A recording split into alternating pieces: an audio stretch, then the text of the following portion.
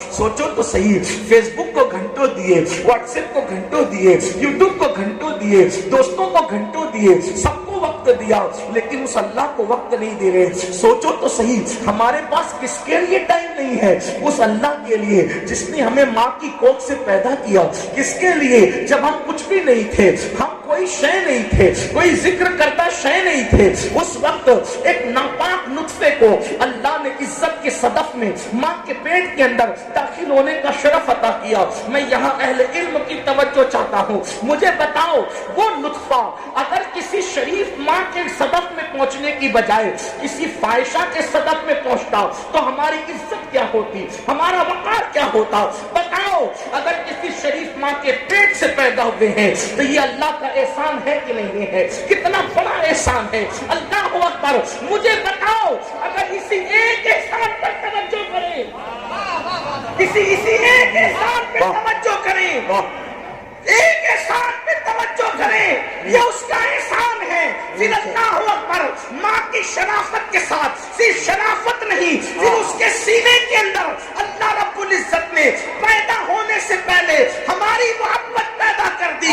یہ دوسرا احسان ہے۔ اگر محبت نہ پیدا کرتا، وہ نطفہ ماں کے پیٹ میں آیا تھا، شرافت کے بعد بھی اگر اس کے دل میں شیطانی وسوسہ آتا اور وہ ہمیں اپنے پیٹ ہی سے گرا دیتی، کٹوا کر کے، اللہ اکبر، چمچوں سے کٹوا کر، مشینوں سے کٹوا کر، ٹکڑے کروا کر گٹروں میں بہا دیتی جیسے اور مائیں بہایا کرتی ہے، تو بولو ہمارا کیا بنتا، ہمارا کیا ہوتا؟ لیکن اس کی شان ہے، پیٹ میں داخل کیا شریف ماں کے، اور پھر اس ماں کے سینے میں ہمارے لیے محبت پیدا کر دی۔ وہ الٹیاں کرتی رہی اور سوچتی رہی خوش ہو کر کے میں ماں بنوں گی، وہ تکلیفیں اٹھاتی رہی، وہ بوجھ ڈھوتی رہی، اس کے بعد سوچتی رہی کہ میں ماں بنوں گی۔ پھر اتنا ہی نہیں، اللہ اکبر، اس نے ہمیں جنم دیا۔ یہ جنم دینے کا مرحلہ بھی وہ اللہ رب العزت کے کرم سے رہا، ورنہ اللہ اکبر، اللہ ہمارے پیدا ہوتے ہوتے ہماری ماں ہی مر جاتی تو کیا ہوتا، یا ہم ہی مر جاتے تو کیا ہوتا؟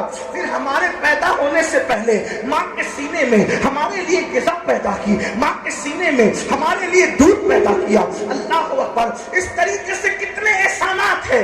پھر بولنا سکھایا، پھر چلنا، اللہ کتنے مراحل ہیں۔ اللہ اکبر، اللہ رب العزت کے احسانات، زمین اس نے بنائی، آسمان اس نے بنائے، مشفق ماں باپ اس نے دیے، اچھا خاندان اس نے دیا، اچھا قبیلہ اس نے دیا، سب کچھ اس نے عنایت فرمایا۔ اس کے باوجود حالات یہ ہے کہ ایک مسلمان ہو کر کے اللہ کے لیے 10 منٹ کا ٹائم نکالنے کو تیار نہیں ہے۔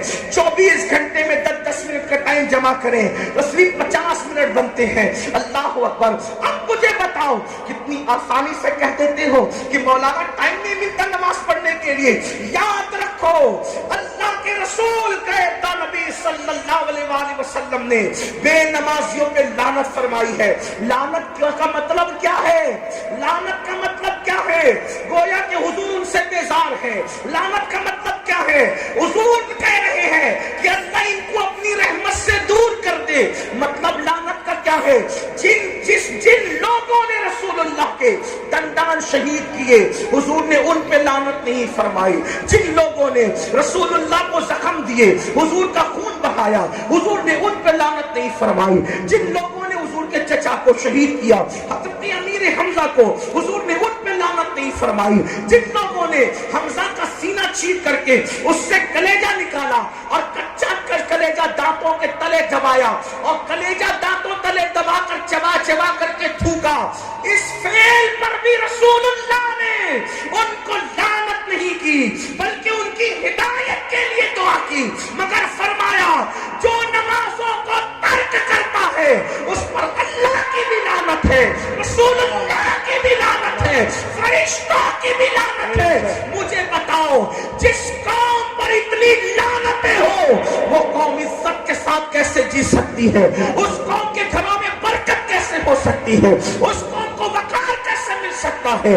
وہ قوم ترقی کی راہ کیسے چل سکتی ہے؟ آپ جانتے ہیں ایسی قوم پر پھر اللہ کے عذاب کی شکل میں کبھی ظالم حکمراں آتے ہیں، کبھی زلزلے آتے ہیں، کبھی طوفان آتے ہیں، کبھی تنگ دستی آتی ہے، کبھی اولاد کی نافرمانی آتی ہے۔ سن لو، اللہ کے رسول غیب دا نبی صلی اللہ علیہ وآلہ وسلم اپنے صحابہ سے کہتے تھے، اصحاب سے کہتے تھے، جو نماز نہیں پڑھتا ان کے ساتھ اٹھا بیٹھا نہ کرو۔ حضور اپنے صحابہ سے کہتے تھے، اپنے اصحاب سے کہتے تھے کہ جو نماز نہیں پڑھتا اس کے ساتھ اٹھا بیٹھا نہ کرو۔ کیوں؟ کیونکہ جو نماز نہیں پڑھتا آسمان سے اس پہ لعنت برستی ہے، اس پر لعنت برستی ہے آسمان سے۔ اب میرے آقا نے حضرت ابو ہریرہ رضی اللہ تبارک و تعالیٰ کا نام لے کر فرمایا، ابو ہریرہ بے نمازی کے ساتھ نہ بیٹھا کر، اس لیے کہ اگر تو بے نمازی کے ساتھ بیٹھے گا تو اس پر آسمان سے لعنت برستی ہے، اس کا اثر تجھ پر بھی ہوگا۔ ایک مقام پر فرمایا اپنے صحابہ سے کہ دعا کرو۔ میرے آقا نے اپنے اصحاب سے کہا دعا کرو کہ اللہ کسی کو بدبخت نہ بنائے اور محروم نہ بنائے، اللہ کسی کو